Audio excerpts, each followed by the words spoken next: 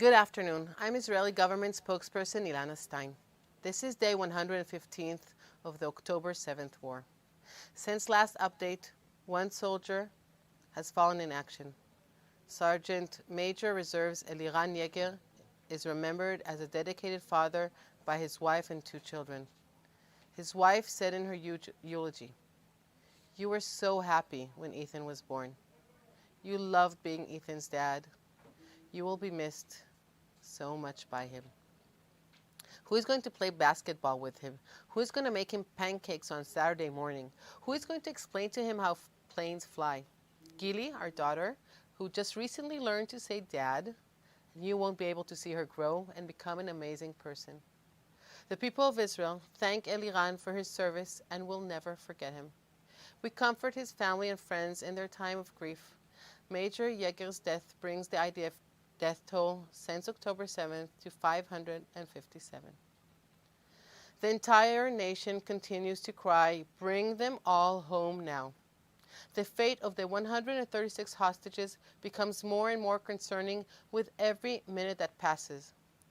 There are young children and elderly grandparents suffering in the terror tunnels. There are sick people whom we still do not know if they have received the medicines that they require. There are women being held by sadistic rapist terrorists. And there are babies, Kfir and Ariel Bivas, 1 and 4-year-old. The trauma they have experienced for the past 115 days is unconscionable.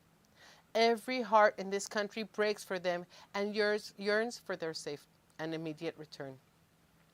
We are doing everything in our power to rescue them from the Hamas terrorists as soon as possible. Yesterday, talks concluded at the Intelligence Summit in Europe, attended by Israeli, U.S., Qatari, and Egyptian officials. The meeting was defined as constructive. However, there are still significant gaps in the sides will continue to discuss at additional meetings to be held this week. A terrorist carried out a ramming attack in Haifa, after which he attempted to attack IDF soldiers with an axe. The terrorist was neutralized. Shortly afterwards, a terrorist attempted to stab IDF soldiers guarding a military post near Tekoa. That terrorist was also neutralized. This week, it was brought to light that 12 UNRWA employees were involved in the October 7 massacre. 300 praised it, and there are reports that 2 Israeli hostages are being held by UNRWA employees in Gaza. There are more UNRWA workers who will be exposed following thorough investigations, we are sure. On Saturday, the Prime Minister repeated Israel's commitment to achieving all goals of war, eliminating Hamas, returning all of our hostages, and ensuring that Gaza never again constitute a threat to Israel. For years, the State of Israel produced evidence of radical jihadist teachings in UNRWA schools. The State of Israel applauds the increasing numbers of nations who have suspended their UNRWA fundings, including the United States, Germany, Great Britain, the Netherlands, Australia, Italy, Finland, Austria, France, Japan, and others. It's about time that foreign aid dollars stop ending up lining the pockets of violent terrorists. The people of Gaza deserve better. I echo the sentiments of the Minister of Defense, Yoav Gallant, who said that major changes need to take place so that the international efforts, funds, and humanitarian initiatives don't fuel Hamas terrorism and the murder of Israelis. Terrorism under the guise of humanitarian work is a disgrace to the UN and the principles it claims to represent. The UN Secretary General announced the initiation of an internal review of UNRWA's activities in the Gaza Strip. Kogat released exclusive footage of crowds of Gazans expressing anger over their plight, chanting, "Down with Hamas." Now an update regarding humanitarian aid entering Gaza. Kogat reported that yesterday 88 trucks came in carrying 470 tons of food, 440 tons of water, and 210 tons of medical supplies. Additionally, 2 tanks of fuels and 4 tanks of cooking gas were received. Israel has excess capacity to inspect aid trucks. To those calling for more aid to enter the Strip, the message is simple: send more. Inside Gaza, 12 bakeries are producing 2 million pita breads daily, and planning is taking place for the creation of more.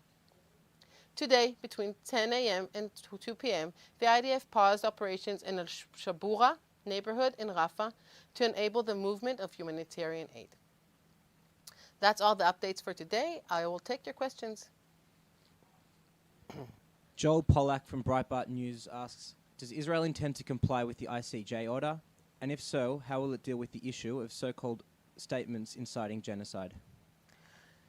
Israel abides to international law because we're a democratic country, and that is according to our liberal ethics. So we will continue to do so, and the ICJ, the fact that they asked us to do so, aligns with what we've been doing so far, so that is okay by us. And the rest of the things that we're still learning, and we will give the needed information in a few days.